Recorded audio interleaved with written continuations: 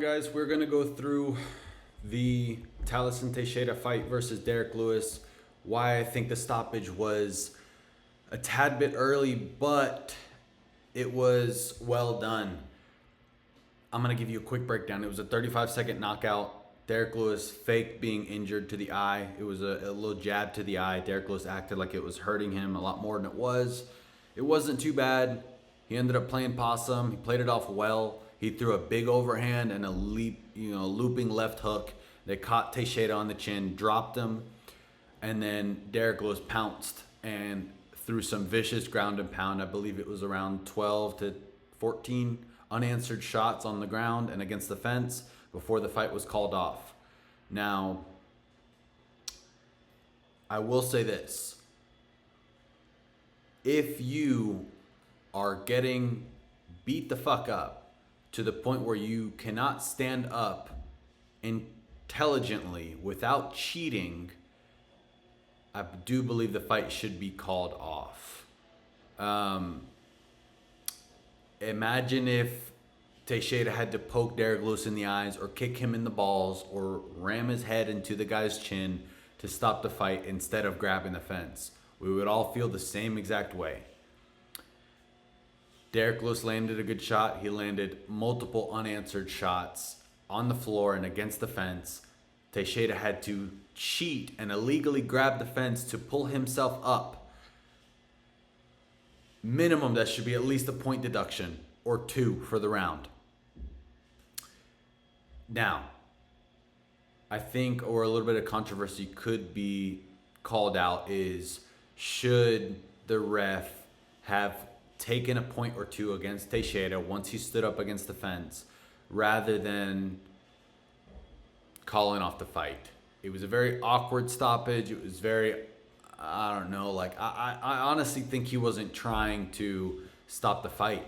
I think he was trying to let him know, hey, that's illegal. Stop grabbing the fence. We're going to take 1 point. And he ended up just getting in the middle of the guys and calling it off anyways.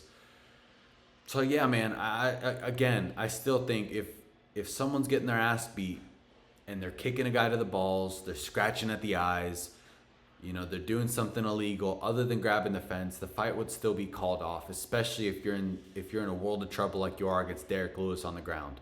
The guy has some of the most vicious ground and pound in the whole UFC, and yeah, man, Derek Lewis cleaned up shop, quick 35-second knockout. Excited to see what's next for him in the heavyweight division.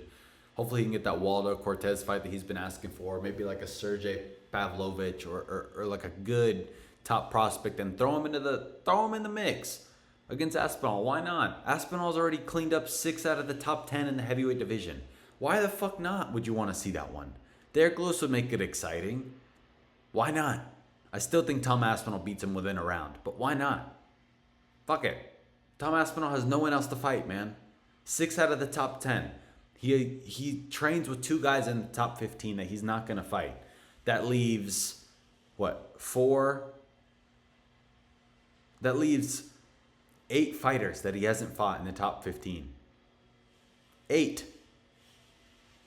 What the fuck? I digress. Like, subscribe, let me know your thoughts about the stoppage. You know what? Let's talk about this one too, because this one a little bit controversial as well. Gabriel Bonfim versus Stephen Thompson. I still think Stephen Thompson won the last 2 rounds very decisively on the feet. He was imposing his will. He was keeping it standing. He was striking. Gabriel Bonfim was not doing anything in the 3rd round. This is what it really comes down to. Bonfim won the 1st round, grappling heavy, submission attempts, dominated the 1st round. Okay? Stephen Thompson, and even then, Stephen Thompson was landing elbows. You got to think about that, because Bonfim was not advancing the position. He only had 1 submission attempt, no strikes. Stephen Thompson was landing those elbows to the side of the head. When the guy's trying to wrap his hands against the waist. He had a couple good slams, and Stephen Thompson popped right back up. In my opinion, that doesn't win you the round. And I don't think in the 3rd round that's really the decisive one, is the 3rd round.